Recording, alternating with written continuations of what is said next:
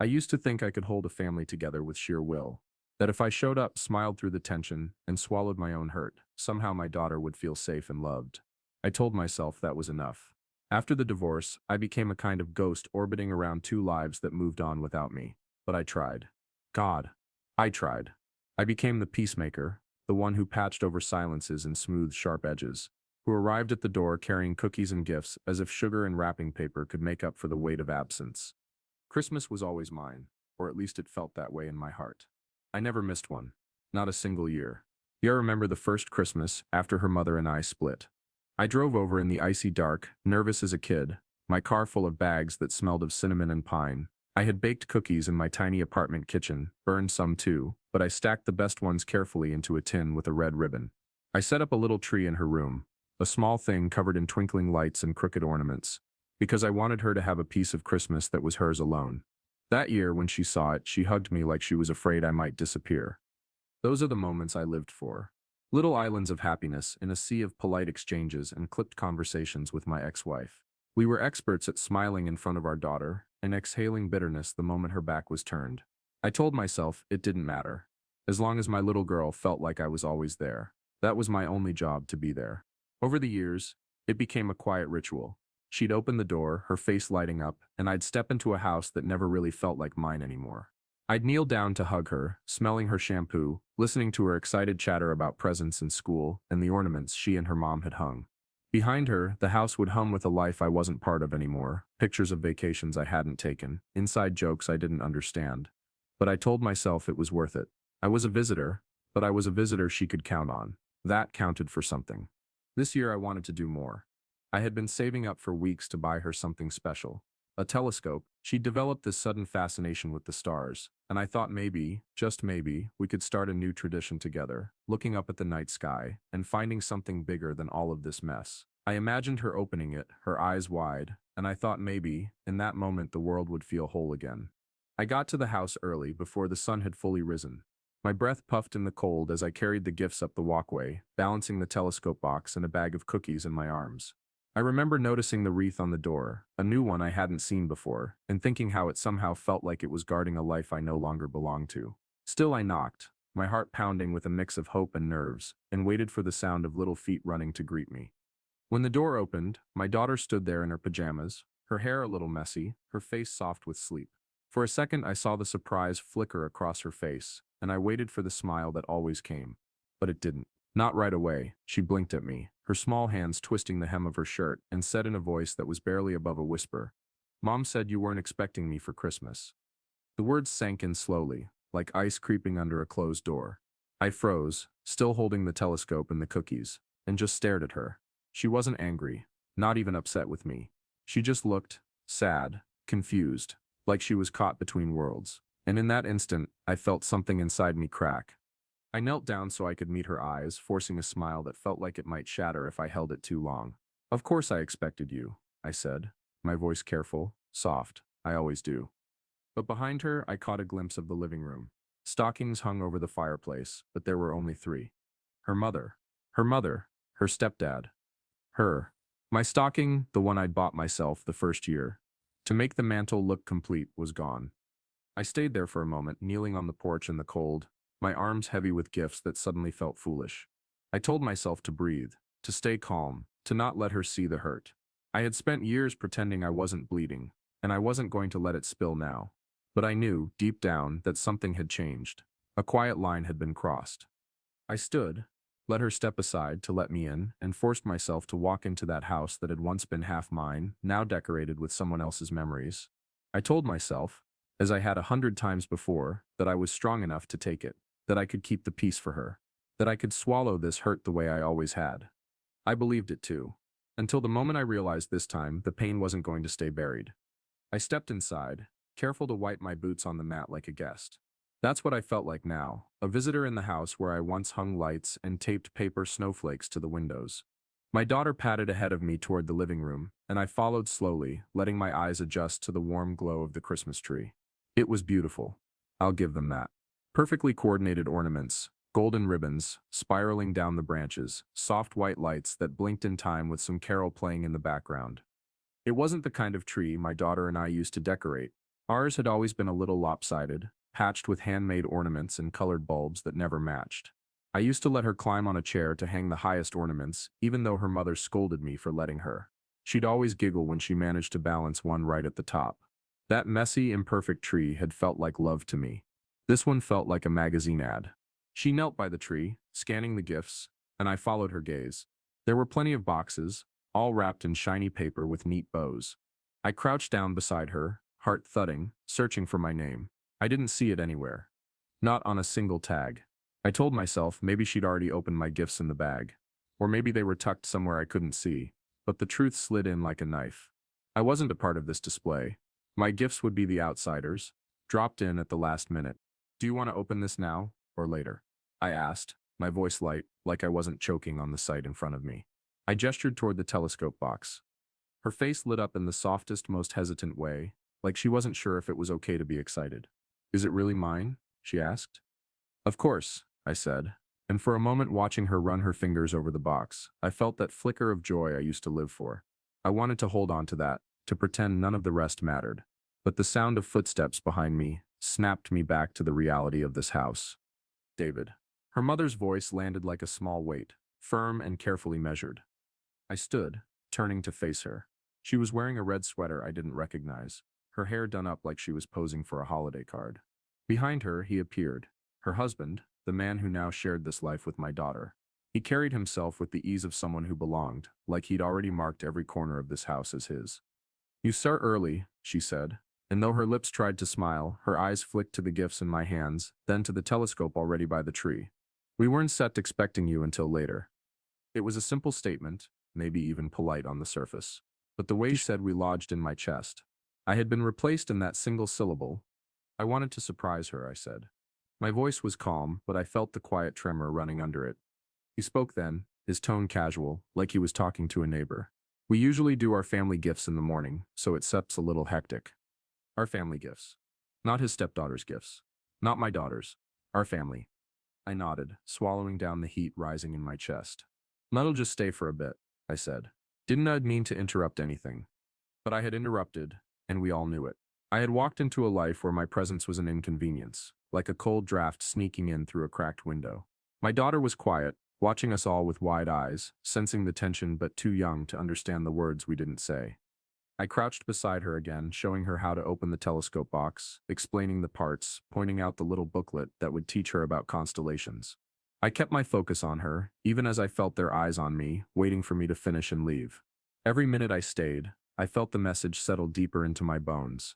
I was not part of this home anymore. I was a visitor who lingered too long. After a while I stood brushing imaginary dust from my jeans. I should get going, I said softly. Her face fell. Already. I'll see you soon, I promised, forcing a smile I didn't feel. I kissed the top of her head, letting the scent of her shampoo linger a little longer, then walked out to the porch where the air hit cold and sharp against my face. I carried the empty cookie tin back to the car, my hands trembling slightly, though from cold or anger I couldn't tell. I sat in the driver's seat for a long time, staring at the steering wheel. For years, I had told myself that being the peacemaker was enough. That showing up, no matter how painful it was, meant I was doing right by her. But as I sat there, watching the warm glow of that perfect tree flicker through the window of a house that wasn't mine, a new thought began to form, slow, dangerous, undeniable. I didn't belong there anymore, and maybe, just maybe, I was done paying the price for being erased. I drove without really knowing where I was going. The world outside my windshield was washed in gray, the sky heavy with clouds that threatened snow. Christmas music leaked from the radio, cheerful, hollow, and I shut it off after a few minutes. I couldn't stomach the forced joy, the jingling bells that clashed against the quiet ache in my chest. I ended up in the parking lot of a gas station just off the highway, a lonely place with a flickering sign and a single car parked by the pumps. I sat there with my hands still on the wheel, knuckles white, staring at nothing. I felt like the air had been sucked out of me. For years I had swallowed moments like this whole, pushing them down with the same steady mantra.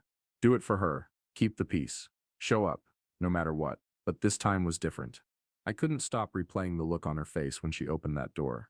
That soft hesitation, that flicker of sadness. She wasn't just surprised, I realize now. She was bracing herself. Bracing for the awkwardness, the tension that had soaked into every corner of her little world. She had been told I wasn't coming, maybe even that I didn't care enough to come. The betrayal settled into me like frost, creeping slow and merciless. It wasn't new. My ex had been rewriting the story for years, in small ways at first. She would forget to tell me about school events until the last minute. She would take trips and only let me know through a social media post, our daughter smiling in photos surrounded by a life I wasn't invited into.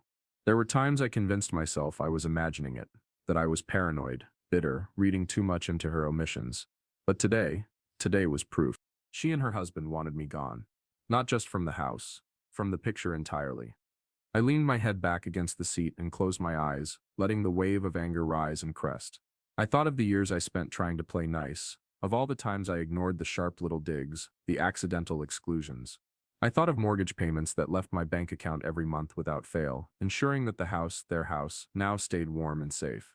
I thought of how I had worked overtime to cover repairs, taxes, and bills, all because I wanted my daughter to have stability, a home that didn't feel broken even if her family was.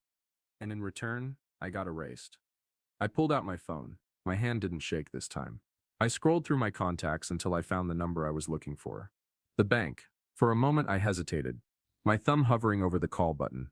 I could hear the echo of my own conscience. The voice that had kept me in line all these years. Don't do it. Be the bigger person. Think of your daughter. But another voice rose up from somewhere deeper, raw, and fierce. Thinking of her is why you're here. Thinking of her is why you've let yourself be stepped on for years. Thinking of her is why they think they can erase you. I pressed the button. The call connected, and a calm, professional voice greeted me. I gave my information, my account number. And when they asked the reason for the call, I said it plainly. I want to cancel the automatic payment on the mortgage. Effective immediately. The words hung in the air, heavy and irreversible. The representative paused. Sir, just to confirm, you are the primary account holder on the mortgage.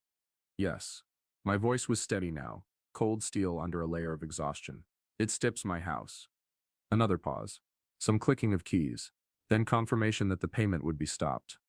I ended the call and stared at the phone in my hand, my heart pounding. It wasn't joy I felt. Not yet. It was something quieter, heavier. A shift. Like a door inside me had finally closed, and I was standing on the other side, breathing air I hadn't tasted in years. The choice wasn't about revenge. Not really. It was about finally acknowledging the truth I had avoided for too long. I couldn't keep giving to people who had already decided I didn't exist. I couldn't keep paying for a home where my presence was treated like an intrusion. I sat there for a long time, the cold creeping through the windows of my car. Part of me wanted to cry. Part of me wanted to laugh.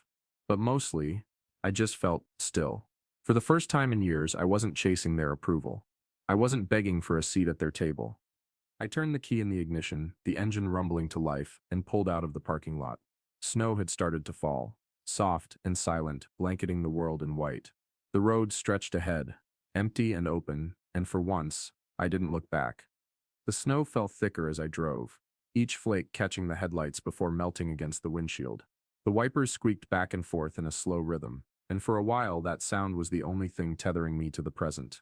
My thoughts were everywhere else, spinning, colliding, settling into uncomfortable truths I couldn't outrun anymore. I had canceled the payment. It was done. That single act felt like cutting a rope that had been digging into my palms for years. A part of me expected instant guilt to rush in and swallow me whole, but instead there was only a quiet, hollow space. Maybe it would come later. Maybe it wouldn't. I thought of my daughter, her small face pressed against the window as I drove away. That image pierced through me like nothing else. It wasn't her fault. None of it was. She hadn't chosen this tug of war, this cruel theater of loyalty tests and whispered narratives. She was just a kid trying to find her place in two worlds that didn't know how to coexist. I pulled into an empty park by the river, the kind of place where kids played soccer in the summer and couples walked their dogs. Tonight, it was silent, under a blanket of snow. I killed the engine, letting the darkness settle around me, and just sat there. I remembered our first Christmas after the divorce. I had baked cookies from a boxed mix because I didn't know the first thing about making them from scratch. I burned half the batch, and she laughed so hard she spilled milk on the table. We strung popcorn for the tree, and got more on the floor than on the string. That night, when she fell asleep on the couch with crumbs on her pajamas, I thought, we're going to be okay. I had clung to that thought through every awkward holiday drop-off, every weekend exchange in the driveway where my ex barely made eye contact. I had swallowed the hurt and smiled for my daughter because I believed in that version of myself, the man who kept the peace no matter how much it cost him. But now I could see the price tag clearly, years of being erased piece by piece until I was a ghost haunting the edges of her life. I leaned back in the seat and let the memories roll in. There was the birthday party where I wasn't invited. The first school play where I had to sit in the last row because the seats up front were reserved for family. The time she called me from her mother's phone, whispering in the bathroom because she just wanted to talk, and the call ended suddenly when the door opened. I had excused it all. I had said, "It's about her, not me. Just keep showing up." But showing up wasn't enough anymore. Not when every effort was twisted into an inconvenience. Every gift was treated like an afterthought, and every presence like mine was met with a sigh instead of gratitude. I thought about the house. Technically mine, still tied to my name and my bank account. But spiritually, emotionally, it hadn't been mine in years. They had scrubbed me from the walls, polished the floors, replaced the crooked frames of my messy love with curated perfection. My daughter slept under that roof, and yet somehow I was the outsider. Maybe they thought I'd just keep paying. Keep funding my own erasure. The snow crunched outside as a car passed on the distant road, breaking the quiet. I rubbed my face with my hands, feeling the roughness of days-old stubble, the exhaustion clinging to me like wet clothes. I wasn't a man given to dramatic gestures. I wasn't reckless. I'd always been the one to smooth things over, to take the hit and say it didn't hurt. But this wasn't just a gesture. It was a line in the sand. I didn't know what would come next. I didn't know if she would call me, if my ex would explode, if there would be lawyers or screaming voicemails, or sudden visits meant to guilt me back into place. All I knew was that I couldn't keep living like a ghost. I couldn't keep begging for scraps of a life I was already paying for in full. I thought of my daughter again and whispered into the quiet car. "I love you. I accept not going anywhere. But I can accept do this like they want me to anymore." The words hung in the air like a prayer or a promise. I wasn't sure which. Eventually, I started the car and drove home, the snowstorm swallowing my taillights. I didn't feel free exactly. Not yet. But I felt awake. The first call came the next morning. I had barely slept, tossing in the half-dark of my bedroom. My phone on the nightstand like a coiled snake I knew would strike. Every creak of the old house made me twitch. My dreams, if I slept at all, were a blur of my daughter's sad eyes and my ex's cold smile. The phone buzzed at 7:12 a.m. I didn't need to see the caller ID. I stared at the ceiling for a few rings, heart pounding, then picked up. "What the hell did you do?" Her voice was sharp, brittle in that way that said she'd been rehearsing this all night. "I think you know what I did," I said quietly. "You canceled the payment? Are you insane?" Her words came fast, fueled by the kind of rage that came less from shock and more from the loss of control. "Do you realize what position you start putting us in?" "I realize exactly what position I've been in for years," I said, trying to keep my voice even. "Paying for a house where I've been met, treated like I'd done this dark exist.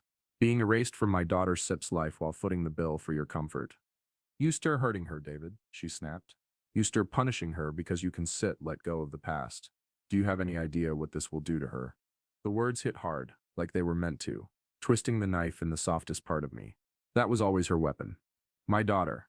My love for her had been turned into a leash for years, tugged whenever I tried to step out of line. "This isn't about punishing her," I said, steadying my voice. "This is about not letting you keep erasing me." I showed up for her every Christmas, every birthday, every weekend I could.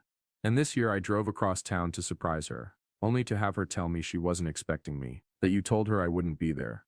"You've been rewriting the story, and I've let you, not anymore." There was silence on the other end, sharp and heavy. I imagined her gripping the phone, jaw tight, eyes scanning the room for an angle she hadn't played yet. "You stayed me so sig," she said finally, quieter now, like venom whispered instead of shouted. "If the bank comes for the house, it once said just be us dealing with it." She said to remember this. She said to remember who made her lose her home. I closed my eyes. That image, my daughter standing on a sidewalk, clutching a box of her things while strangers moved furniture out of the house, flashed like lightning. The guilt slammed into me, raw and immediate. But under it was something stronger this time, a steel I hadn't felt in years. "She Cyril also remember who told her her father didn't care enough to come for Christmas," I said softly. "She Cyril remember who tried to erase him." The silence stretched again before she muttered, "You're unbelievable," and hung up. I set the phone down and sat there, the quiet of my small, empty house wrapping around me. My hands trembled, not from fear but from the weight of it all. For the first time, I had pushed back. The day passed in a fog. I tried to eat but couldn't taste anything. I paced the living room, the floor creaking under my steps. Snowlight spilled through the windows, cold and pale, and I caught my reflection in the glass. A man with tired eyes and a kind of raw defiance in his face that felt foreign and familiar at the same time. By evening, my phone buzzed again. A different number. I knew before I answered. Dad. Her voice was small, tentative, but just hearing it cracked something in me. Hey, sweetheart, I said, softer than I spoken all day. You okay? Mom Sip's really mad, she said. She said we might have to move. My throat tightened. I know, honey. Things are complicated right now. Did I do something? Her voice wavered. I closed my eyes, the ache in my chest almost unbearable. No, no, baby. You didn't do anything. This is between the grown-ups. None of this is your fault. Not one bit. Then why? Why can't you just come over for Christmas? I swallowed hard. Because sometimes grown-ups make things messy. But I need you to know something. I love you more than anything. I have always been here for you, and I always will be. Even if it doesn't feel like it right now. There was a long pause, then a quiet sniffle. I love you too, Daddy. After the call ended, I sat in the dim room and let the tears come slow, hot, and unrelenting.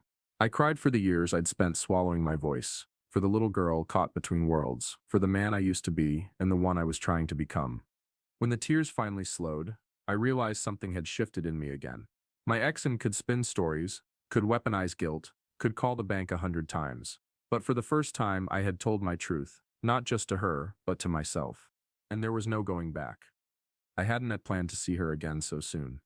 But 2 days after the call with my daughter, I found myself standing on the familiar walkway leading to the house I still technically owned. Snow crunched under my boots, and the cold stung my ears. Every step felt heavier than the last, like the past was trying to drag me backward. The wreath on the door was new, silver and blue ornaments woven into a perfect circle. I hadn't hung it. I hadn't been asked. I didn't belong in the curated photo of a happy home they had arranged for the world. I knocked. The door opened faster than I expected. My ex stood there in a sweater dress, her hair perfectly done, eyes sharp as broken glass. Behind her, I could see the warm glow of the Christmas tree lights, the same tree I had carried up from the basement 2 years ago. The one I had strung with mismatched lights, because our daughter loved the colorful ones. Now it was wrapped in elegant white lights and ribbons, like something from a catalog. What are you doing here? She said flatly. I swallowed. I came to talk. You don't get to just show up anymore, she snapped, glancing over her shoulder like she was checking if anyone was watching. You made your position perfectly clear. I need to see my daughter, I said. I need her to know not disappearing. She's at her friend's, she said. A lie so effortless it almost slid past me. It was the same tone she used when she'd tell me, years ago, that everything was fine even as the walls of our marriage were crumbling. I nodded slowly. Then I said, wait. Her jaw tightened. You are not coming in, you made this hostile. You are. This is still my house, I said quietly, the words tasting strange on my tongue. I hadn't said them out loud in years. My name is on the deed. My money has paid every bill since the day we bought it.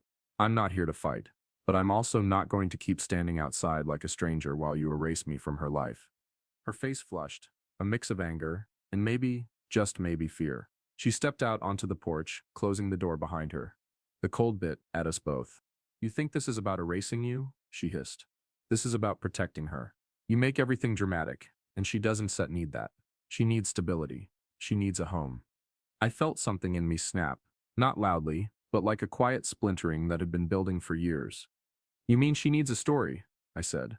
Your story, where I'm the unreliable dad who fades into the background while you and your new husband play the perfect family. You didn't even tell her I'd be there for Christmas. You wanted her to believe I forgot. That's not stability, that's manipulation. Her eyes flickered, just for a second, and I saw the truth land. But she didn't back down. She never did. You're going to ruin her life if you keep this up, she said. Do you even hear yourself? Canceling the mortgage? Threatening her home? Do you know what that will do to her? The guilt surged again, familiar and heavy, but under it there was something else now. A new voice, steadier than the old one that always caved. What Sep's been ruining her life, I said softly, is growing up thinking her dad doesn't care. And that ends today. We stared at each other, snow drifting between us, our breath curling in the cold air. This wasn't the fiery screaming match I had imagined 1,000 times in my head. It was quieter, sharper, a duel of truths that had been buried for too long. Finally, she broke eye contact, glancing toward the door. I talk to her, she said, voice lower now.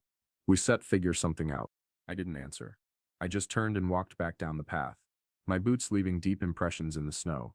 I didn't slam a door or yell or throw anything, but each step felt like reclaiming a piece of myself I'd lost. When I reached my car, I sat for a moment, gripping the steering wheel, my hands trembling. I wasn't sure if I had won anything. I wasn't sure if I'd just lit a fire that would burn hotter than I could control. But I felt different. Lighter in a way. Like I'd finally stopped pretending that I didn't have a right to exist in my own daughter's story. That night I didn't sleep much. I lay awake in the dark, replaying the scene, wondering if my daughter would call, if she'd ask questions, if she'd finally hear my side of the story. For the first time in a long time, I wasn't afraid of the truth anymore. 2 days after the porch confrontation, my daughter called again. It was evening, and I was sitting at my kitchen table, staring at a cup of tea that had gone cold. The house was quiet, except for the hum of the fridge and the occasional crackle from the baseboard heater. I'd spent most of the day in a kind of suspended state, too restless to relax, too drained to do anything useful. When my phone lit up with her name, my heart leapt and sank all at once. "Hi, sweetheart," I said, trying to sound steady. "Hi, Dad." Her voice was soft, hesitant, like she was testing the water before stepping in. "Are you okay?" I asked.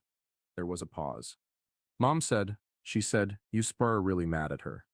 I exhaled slowly, gripping the phone tighter. "I am upset. Yeah. But not at you. Never at you. She said you might make us move." The words stabbed deep. I closed my eyes and leaned back in my chair, letting the weight of it sink in. "I didn't either want to make you move," I said carefully. "I want to make sure I don't set disappear from your life. That Sep's all I Sep ever wanted, to be your dad. To be there for you." "I know," she whispered. The quiet between us was thick, like the snow outside had pressed its weight into the house. "I miss you," she said suddenly, and the crack in her voice undid me. "I miss you too, baby. More than you know." I hesitated, then added, "I showed up on Christmas because I wanted to surprise you. I wanted to see your face light up, to sit by the tree with you like we always used to. But when you told me Mom said I wasn't coming, it felt like someone had pulled me out of your world. Like I wasn't your dad anymore." "You'll always be my dad," she said, a touch of defiance in her small voice. And for a second I felt like I could breathe again. We talked a little longer about school and the snow and her favorite ornament on the tree. It was almost normal, like the storm we were caught in had paused for just a moment. When we hung up, I stayed at the table, staring at the phone, a strange mix of warmth and ache swirling in my chest. She hadn't said she was mad at me. She hadn't pulled away. She still loved me. That tether was still there, fragile but real. I knew, though, that things were only going to get messier. The next morning, an envelope slid through my mail slot. My name was scrawled in my ex's handwriting. Inside was a letter, not typed, but written in a tight, deliberate script. "David," it began, "if you care about our daughter as much as you claim, you'll stop this. She is terrified. She doesn't understand why her father is threatening to take away her home. I am begging you to think about her before you do something you can't undo. This is not about you. This is about a little girl who deserves peace." I read it 3 times, each pass igniting a different fire. The first was guilt, the second was anger. The third was a cold, clear resolve. For years I had let guilt lead me. I had let it dictate my visits, my tone, my willingness to swallow every slight for the sake of peace. But peace, I realized, was a word that had always meant sit down and stay quiet. I folded the letter and set it on the counter. I didn't rip it up. I didn't write back. Instead, I opened my laptop and began drafting an email to my lawyer. It wasn't about revenge anymore. It wasn't about winning some petty war. It was about building a life where my daughter could see me clearly, not as a ghost hovering at the edge of her new family's picture, but as her father, present and unashamed. That night, I dreamed of her. Not the sad, distant version I'd seen on Christmas morning, but the little girl who used to run into my arms with paint on her hands and a laugh so big it shook the walls. I woke up with tears on my pillow, but for the first time in weeks, there was something else in my chest too. A flicker of hope. The first time I walked into my lawyer's office, I felt like I was betraying something sacred. Families weren't supposed to need this. Fathers weren't supposed to need lawyers to see their children. But I had learned that quiet compliance had bought me nothing but erasure. I laid it all out on the desk: the canceled mortgage payment, the Christmas morning, the letter, the years of being edged out of my daughter's life. My lawyer, a calm man with kind eyes, listened without interrupting. "David," he said finally, "you said been paying for a house where you have no voice. You said been the financial backbone and the emotional shadow. That stops now. We said been file for formal custody modifications and enforce your rights as a co-owner. You don't not it have to disappear to keep the peace." The words hit hard because they were simple, and I'd spent years living in the complicated fog of guilt and fear. That night, I drove past the house. The lights glowed warmly through the front windows. I could almost hear the laughter inside. It still hurt, but the pain had a different shape now. It wasn't helpless anymore. My daughter called the next day. "Mom's really mad," she said, voice barely above a whisper. "I know," I said softly. "But listen to me. I will always fight to be in your life. That SEP's not going to change. I SEP not leaving you, no matter what anyone says." There was silence, and then a shaky breath. "I believe you, Dad." I parked the car on the side of the road, gripping the phone with both hands, my chest aching with relief. For the first time, I felt the ground shifting under my feet, not the crumbling of loss, but the slow, steady rise of reclaiming my place. I wasn't done hurting. I wasn't done fighting, but I wasn't invisible anymore. 2 weeks later, I stood on the front porch again. My breath came out in clouds against the bitter January air, and the world felt heavy with the kind of silence that comes before a storm. I hadn't come unannounced this time. I had called ahead. My daughter had said, almost shyly, "You can come over after dinner." It wasn't much, but it was a bridge, and I would walk across it with all the care in the world. The door opened, and there she was. My heart squeezed at the sight of her in her fuzzy socks and an oversized hoodie, her hair messy from whatever game she'd been playing inside. "Hi, Dad," she said, her voice small but warm. "Hi, sweetheart." I smiled, even as my hands trembled. Behind her, her stepdad appeared, leaning against the frame like he owned the doorway, the house, the narrative. His arms were crossed. His eyes carried that same quiet dismissal I'd seen at the grocery store months ago, the one that said I was a guest in my own daughter's life. I took a deep breath. "I'm here to see my daughter," I said evenly, refusing to flinch. He hesitated, then stepped back. "10 minutes," he muttered. I walked inside. The house smelled like lasagna and cinnamon candles. It was my house technically, but it felt like walking into a stranger's memory. Still, my daughter grabbed my hand and tugged me toward the small tree in the corner. "Look," she said, her face lighting up. "I saved this ornament for you to put on." It was a little ceramic snowman, chipped at the hat, the one we'd bought at the craft fair when she was 6. My throat closed up. As I hung it on the lowest branch, she whispered, "I said I'm glad you came." In that moment, nothing else mattered. Not the lawyer, not the canceled mortgage, not the stepdad glowering from the kitchen. I was here. I was her father, and for the first time in months, she wasn't looking at me like a ghost. When I left that night, I felt the weight of the fight ahead, but I also felt something stronger taking root. I wasn't going anywhere. The legal process dragged on for months, and some days it felt like walking through wet cement. There were forms, hearings, mediators, and moments where I wondered if I was doing the right thing. But then I'd hear my daughter's laugh on the phone, or see her eyes brighten during our weekends together, and the doubt would fall away. I stopped trying to be invisible. I showed up to every school event I was allowed to, even if I had to stand in the back while my ex and her husband claimed the front row. I started sending my daughter small notes in her lunchbox when it was my week to pack them, simple things like, "I love you, always." The first real turning point came in spring, when I picked her up for our weekend. She climbed into my car, buckled her seatbelt, and said, "Mom said I can decide where I want to spend Christmas this year." I gripped the steering wheel to steady myself. "And what do you want?" I asked gently. "I want to spend it with you," she said, without hesitation, "like we used to." The tears came fast, blurring the road in front of me. I pulled over, resting my forehead on the wheel, and she reached over to pat my shoulder like she was the adult, and I was the child. That December, the house that had once felt like a hollow reminder of what I'd lost was full of life again. I baked cookies with her at the kitchen counter. We hung our favorite ornaments, including the little chipped snowman, front and center on the tree. When we sat together on the couch with mugs of hot chocolate, she leaned her head on my shoulder and said softly, "This feels right." I thought back to the man I'd been a year ago. Quiet, apologetic, almost willing to fade out of my daughter's life to avoid making waves. That man was gone. Being a father had never been about money or titles or even houses. It was about showing up. It was about planting your feet and saying, "I will not disappear." And that Christmas, in the soft glow of the tree lights, I finally felt like I'd come home.